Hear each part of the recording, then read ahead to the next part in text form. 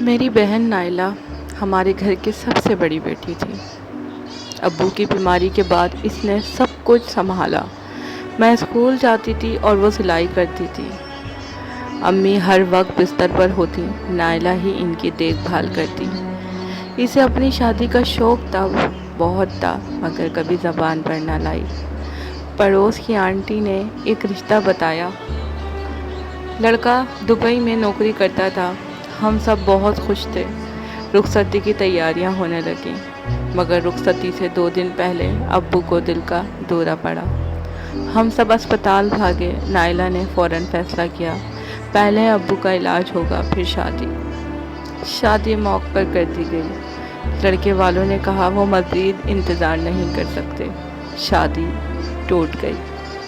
امی کے سامنے نائلہ نے کچھ نہ کہا، مگر میں نے کئی راتیں اسے خاموشی سے روتے ہوئے دیکھا تھا۔ ایک دن میں نے سنا چوڑیاں ٹوٹنے کی آواز آئی۔ نائلہ نے اپنی تمام چوڑیاں توڑ دیں۔ میں نے حیرت سے پوچھا، یہ کیا کر رہی ہو آپ؟ اس نے مسکرا کر کہا، چوڑیاں پہننی تھیں نصیب کے لیے، جب نصیب ہی نہ رہا تو چوڑیاں کیوں؟ پھر وہ خاموش ہو گئی۔ نائلہ آج بھی ہمارے ساتھ ہے۔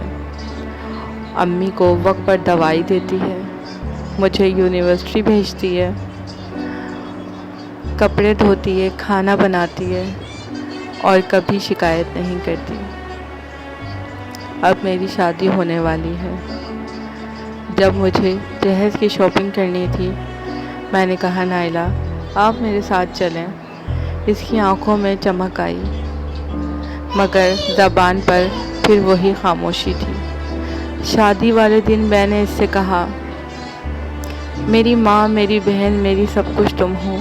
اس کی آنکھیں بھیگ گئیں۔ اس نے صرف اتنا کہا، بس تم خوش رہے، یہی میری زندگی ہے۔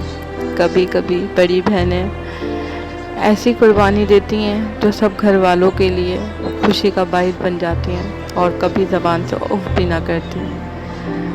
یقین کرتی ہوں اور امید کرتی ہوں آپ کو یہ میری سٹوری پسند آئی ہوگی۔ اگر پسند آئی ہو تو چینل کو لائک، سبسکرائب اور شیئر کرنا مت بھولیے گا، اور ایک پیارا سا چھوٹا سا کمنٹس اپنی بہن کے لیے کرتے جائیے گا۔ ملتے ہیں نیکسٹ ایپیسوڈ میں، جب تک کے لیے اللہ حافظ۔